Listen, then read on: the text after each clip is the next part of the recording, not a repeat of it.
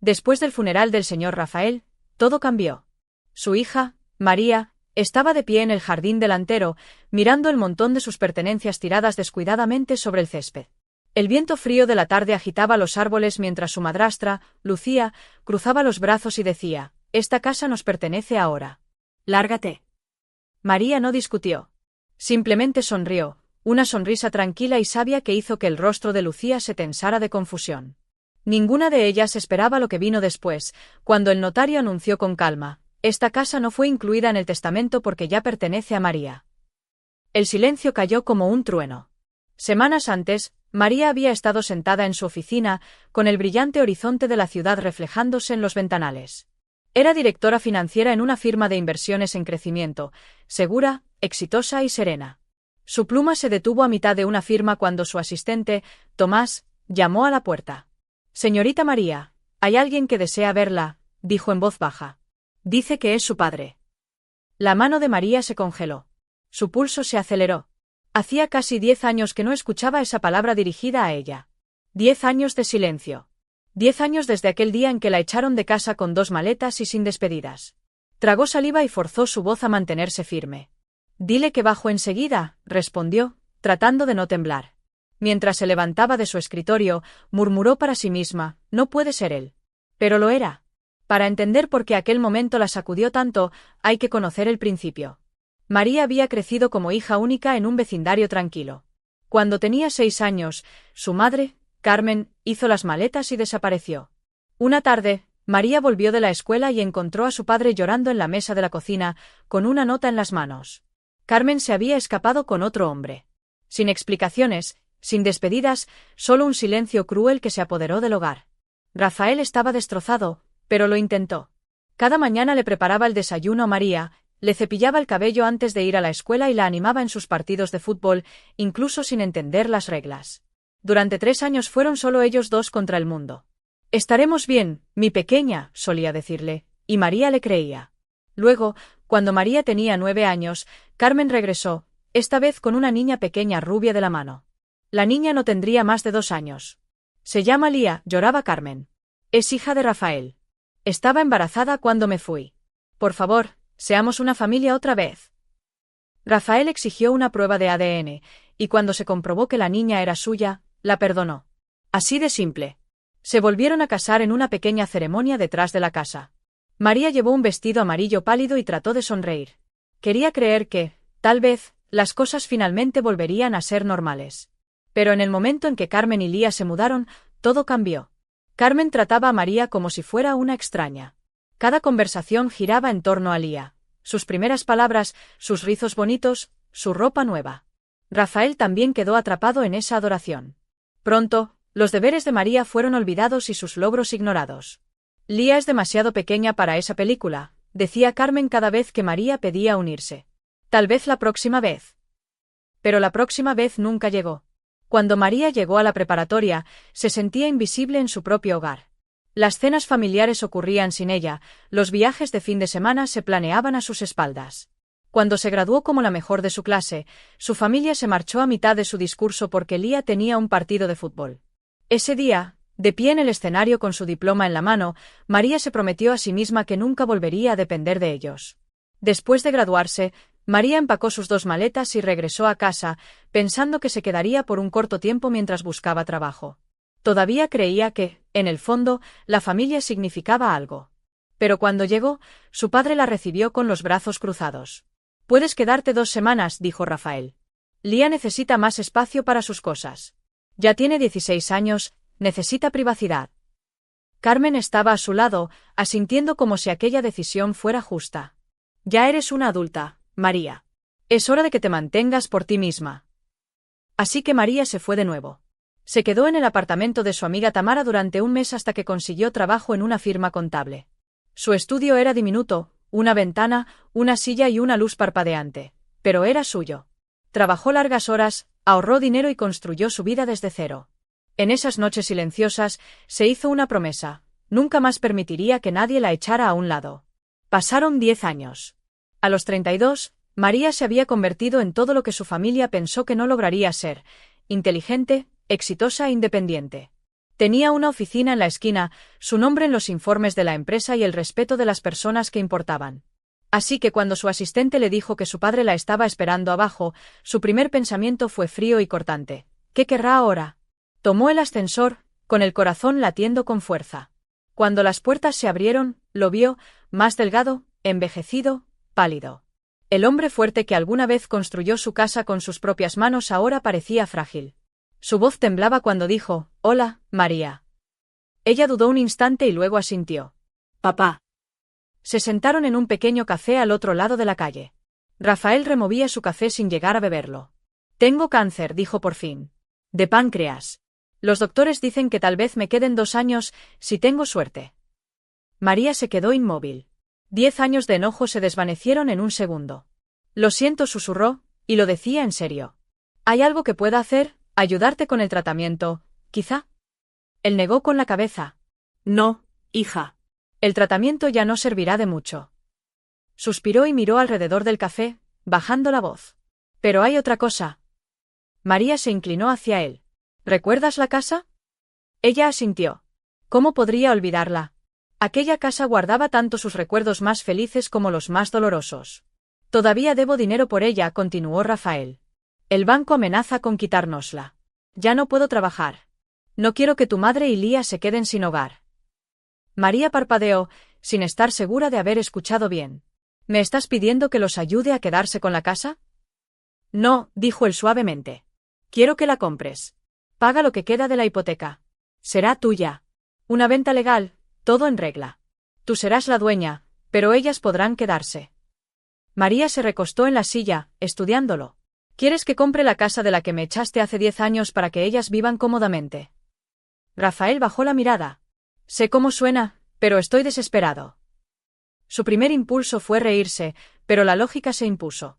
Había estado planeando comprar una casa de todos modos. El vecindario era bueno, el precio sorprendentemente bajo. Sería una inversión inteligente, y, en cierto modo, también una satisfacción emocional. «¿Cuánto debes?», preguntó al fin. Cuando él le dijo la cifra, ella asintió. «De acuerdo. Dame los documentos y la información del banco. Mi abogado se encargará». Los ojos de Rafael se llenaron de lágrimas. «Gracias, María». 2 meses después, era oficial. María era la dueña de la casa de la que alguna vez fue desterrada. Rafael pagó sus deudas y le quedó algo de dinero para su cuidado. Carmen y Lía nunca lo supieron. Para ellas, la vida siguió igual. Cuando Rafael invitó a María a cenar un domingo, «Solo quiero tener a mis niñas juntas otra vez», había dicho. Ella dudó, pero la curiosidad ganó. Después de todo, ahora era su casa, aunque ellas no lo supieran. Ese domingo, María se quedó de pie frente a la puerta durante varios minutos antes de tocar el timbre. El olor familiar del jazmín del jardín le trajo recuerdos que había enterrado hacía mucho tiempo. Cuando la puerta finalmente se abrió, una mujer alta y elegante, de rizos rubios, la miró con frialdad. «Oh», dijo Lía, con un tono plano. «¿Viniste?» «Lía». «Sé amable», gritó Rafael desde la cocina. María entró, sus tacones resonando sobre los mismos viejos pisos de madera. La casa lucía casi idéntica, los mismos cuadros en las paredes, la misma lámpara fea que su madre había insistido en conservar. Carmen salió de la cocina, secándose las manos con una toalla. «María», dijo con una sonrisa fría, «qué gusto verte». Pero su sonrisa no alcanzó los ojos. Rafael abrazó a María, su gesto débil pero cálido. «Me alegra que hayas venido», susurró. La cena que siguió fue tan incómoda como ella esperaba. Rafael intentaba mantener una conversación ligera, mientras Carmen y Lía trataban a María como a una extraña. En un momento, Rafael preguntó, «¿Y a qué te dedicas ahora?» «Soy directora financiera en Dorsal y Vega», respondió María. «Ah», sonrió Rafael con orgullo. «Siempre supe que eras buena con los números». Lía puso los ojos en blanco. «¿Directora financiera? Suena aburrido». María notó el bolso de diseñador colgado en la silla, de cuero auténtico, de una marca reconocida. Afuera había un coche nuevo con matrículas temporales. Claramente, el dinero que su padre había recibido se estaba gastando rápido. «¿Y tú, Lía?», preguntó María con calma. El rostro de Lía se iluminó. «Acabo de volver de Europa, 3 semanas en París e Italia. Fue increíble. Compré tantas cosas hermosas». Hablaba con la despreocupación de alguien que nunca ha tenido que preocuparse por las facturas. La sonrisa de Carmen era amplia, orgullosa, radiante. Mientras tanto, Rafael movía su comida en el plato sin decir palabra. Después de la cena, Rafael acompañó a María hasta su coche. «Gracias por venir», dijo en voz baja. «Significó mucho para mí». Ella asintió. «Fue interesante». Él sonrió, esperanzado. «¿Vendrías otra vez el próximo mes?» María dudó, mirando hacia la casa, su casa, donde las dos mujeres probablemente ya estarían murmurando sobre ella. «Claro, papá», dijo finalmente. «Volveré». Las cenas se convirtieron en un ritual mensual. Cada visita seguía el mismo patrón. Rafael irradiaba felicidad. Carmen se comportaba educada, pero distante. Lía no paraba de presumir de sus zapatos de diseñador, sus fines de semana en spas y sus joyas costosas, todo financiado con los ahorros cada vez más escasos de su padre. María soportaba todo en silencio, tomando vino y sonriendo levemente. Que pensaran lo que quisieran, no valía la pena discutir. Pasaron 6 meses así. Luego, un martes lluvioso por la tarde, Rafael la llamó desde casa. Su voz sonaba débil. «María, ¿puedes venir? Estoy teniendo un mal día». Sin dudarlo, ella salió temprano del trabajo y condujo directamente hacia allí. Cuando entró usando su llave, lo encontró pálido y tembloroso en la cama. «Papá», susurró, corriendo hacia él. Intentó sonreír. «Se fueron de compras otra vez», murmuró. «Siempre de compras». El corazón de María se hundió. Bajó a la cocina, le preparó sopa y lo ayudó a incorporarse para comer. Fue entonces cuando comprendió que nadie lo estaba cuidando. Cuando Carmen y Lía regresaron horas después, con los brazos llenos de bolsas, María las enfrentó. «No ha comido en todo el día», exclamó con enojo. Carmen se encogió de hombros. Dijo que no tenía hambre. «¿Está enfermo, mamá?» «Muy enfermo», dijo María, con la voz temblorosa. «Necesita cuidados de verdad». Lía puso los ojos en blanco. «Nosotras ayudamos», respondió a la defensiva. «Solo que no hacemos las cosas asquerosas». «¿Las cosas asquerosas?», repitió María, atónita. «¿Te refieres a darle de comer, bañarlo, asegurarte de que esté limpio y cómodo? Es nuestro padre». Carmen apartó la mirada, sin inmutarse. «Hacemos lo que podemos, María. No armes un drama». Esa noche, María se quedó. Se sentó junto a la cama de su padre, le cambió las sábanas, le dio su medicina y le sostuvo la mano hasta que se quedó dormido. Desde ese día, fue a visitarlo todas las tardes después del trabajo. Se aseguraba de que comiera, le hacía compañía y le contaba historias sobre la oficina, cosas simples que lo hacían sonreír. Poco a poco, se dio cuenta de lo descuidado que había estado. Un mes después, su condición empeoró. Una noche, mientras María lo ayudaba a ponerse el pijama limpio, él dijo suavemente: «¿Considerarías volver a vivir aquí? Solo por un tiempo. Sé que es mucho pedir». Ella miró alrededor de su antigua habitación, en la que no había dormido en 10 años, y asintió. «Está bien, papá. Me mudaré de nuevo». Carmen y Lía se enfurecieron. «¿Por qué tiene que vivir aquí?», se quejó Lía durante la cena. «Es raro tenerla todo el tiempo alrededor». María dejó el tenedor sobre la mesa. «Alguien tiene que cuidarlo. A menos que alguna de ustedes planee hacerlo». El silencio llenó el comedor. Ninguna respondió. María organizó su trabajo para hacerlo desde casa algunos días a la semana y poder estar cerca de su padre. A pesar de la tensión, resultaba reconfortante volver a aquella casa, su casa. Cada mañana abría las cortinas y dejaba entrar la luz del sol que iluminaba el jardín familiar, intentando olvidar el resentimiento. Pero la paz no duró mucho. Una tarde, Lía trajo a un joven a cenar. «Este es Carlos», anunció con orgullo. «Mi novio». Carlos era alto, presumido y no dejaba de mirarse en la pantalla de su teléfono. Después de la cena, mientras María lavaba los platos, Lía la acorraló. «Carlos se va a mudar aquí», declaró. «Así que tendrás que buscar otro lugar donde vivir». María parpadeó, creyendo que había oído mal. «¿Perdón?» «No eres bienvenida aquí», soltó Lía con rudeza. «Cuando papá muera, todo será de mamá y mío. He visto el testamento». María dejó el plato que estaba lavando. «No pienso irme, Lía. Tu padre me pidió que me quedara». Lía sonrió con desdén. «No le queda mucho tiempo. Cuando se haya ido, haremos algunos cambios, empezando contigo». María no respondió. Simplemente volvió al fregadero y dijo con calma: «Ya veremos». 3 meses después, Rafael murió tranquilamente mientras dormía. María estaba a su lado, sosteniendo su mano. Carmen y Lía habían salido de compras para elegir la ropa del funeral.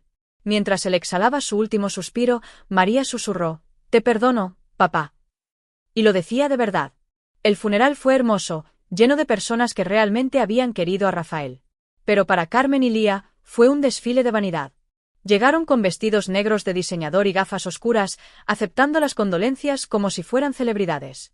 Después del entierro, María se quedó conversando con viejos amigos de la familia y, al regresar más tarde a la casa, encontró todas sus pertenencias metidas en bolsas de basura sobre el césped. María se quedó allí, mirando el montón de sus pertenencias bajo la luz tenue de la tarde. Desde dentro de la casa escuchó la voz de Carmen. «María.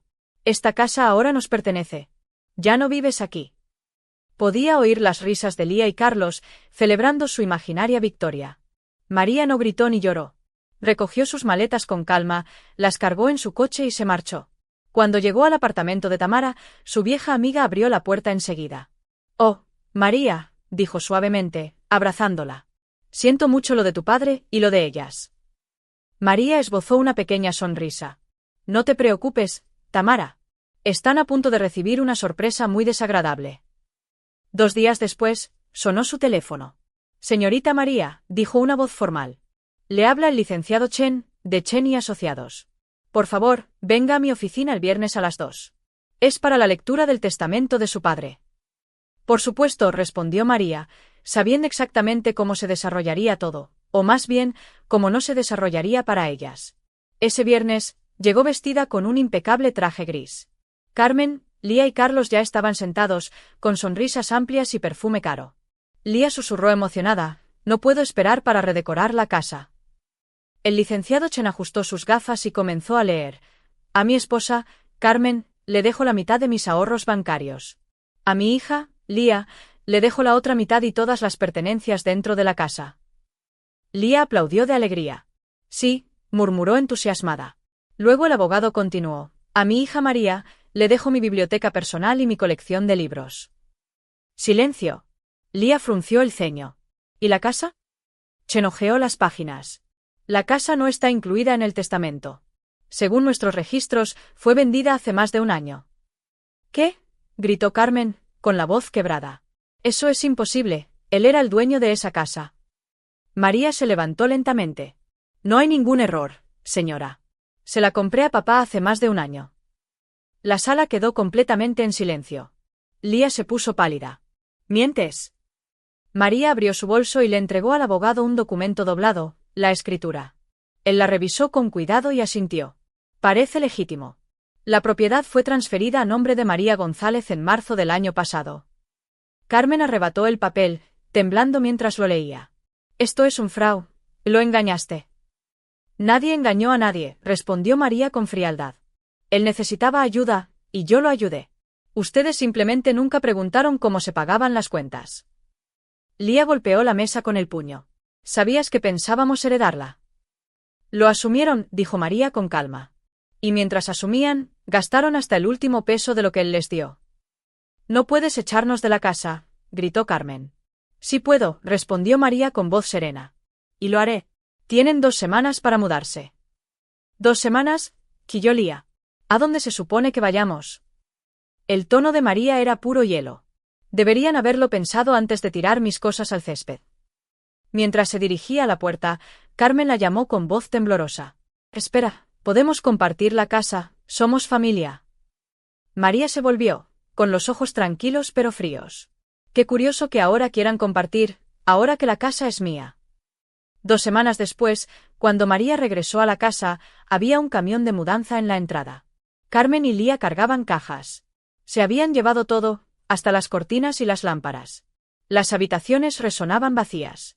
Solo los libros de Rafael permanecían en los estantes. «Todo esto es tu culpa», lloró Lía, con las lágrimas corriéndole por el rostro. «Ahora vives en un pequeño apartamento», dijo María en voz baja, «porque desperdiciaste todo lo que se te dio». Se fueron sin decir una palabra más. 2 años después, la casa brillaba, nuevos pisos, colores cálidos, paz. A veces María se sentaba en el estudio de su padre, leyendo sus viejos libros mientras la luz del sol entraba por la ventana. La casa que una vez la rechazó, ahora era su santuario. Y si eso la convertía en la villana de su historia, podía vivir con ello. Porque, a veces, los buenos sí ganan al final. Si te ha gustado esta historia, no olvides dejar tu me gusta, comentar lo que piensas y suscribirte para más historias como esta. Nos vemos en la próxima.